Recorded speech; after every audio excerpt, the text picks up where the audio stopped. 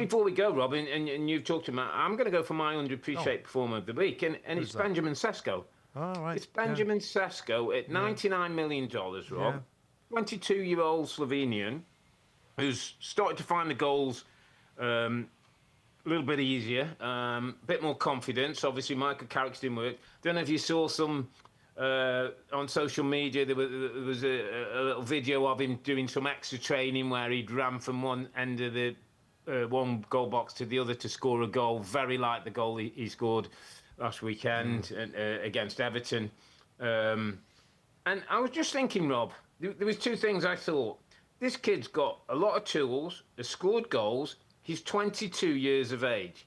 I remember when I was 22 years of age, I was playing at Port Vale, one of the local clubs. I knew everybody. I was comfortable. Obviously, the language, as you said, you know, it was just about me developing my game. And at 22, I was starting to just maybe make some moves. This kid's come to a new country.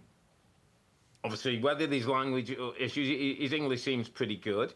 He was playing in a different system. He's been bought for $99 million to go in at Manchester United that was dysfunctional under the other manager. And he's starting to show that he could be somebody who could be around for the next 5-6 years. And the other thing I wanted to do, Mustoe, was just to because I thought 22 years of age, okay, and he's starting to show some signs of Premier. Let me look who else is 22 years of age. Florian Wirtz is 22 years of age. It's probably in the last 6 weeks started to show us what he was about, was that a struggle. Harvey Elliott, who left Liverpool, was 22 years of age. Liam Delap, who's at Chelsea, is 22 years of age. James McAtee is 22 years of age. So at 22 years of age, there's a lot of decent players who are still growing and still finding their feet. It's just that this guy's at Manchester United. He's $99 million, the spotlight's on him, and then it's a team that's not particularly playing well and creating chances. Very good, mate. Very good. Yeah, I can't argue with that. It's really good. I think we give credit to Michael Carrick. Actually, and Sesko after the last game was interviewed, and he said, you know, I want to start, but I'm okay. I want to help this team wherever I can. If that's 5 minutes, that's fine. And to be fair to Michael Carrick, Rob, I wonder what he's been doing, him and Steve Holland, to work with this player, because he hasn't started. He's come off the bench. He scored them almost every time he's come off the bench recently, and he earned his start.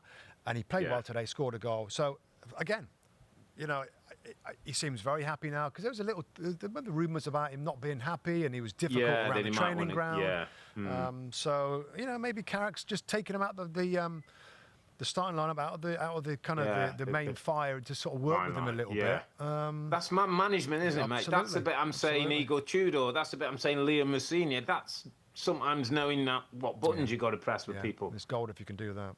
Hi there, I'm Rebecca Lowe, studio host of NBC's coverage of the Premier League. Don't forget to hit subscribe to watch more videos all season long, and for even more Premier League content, from original series to live matches, head over to Peacock.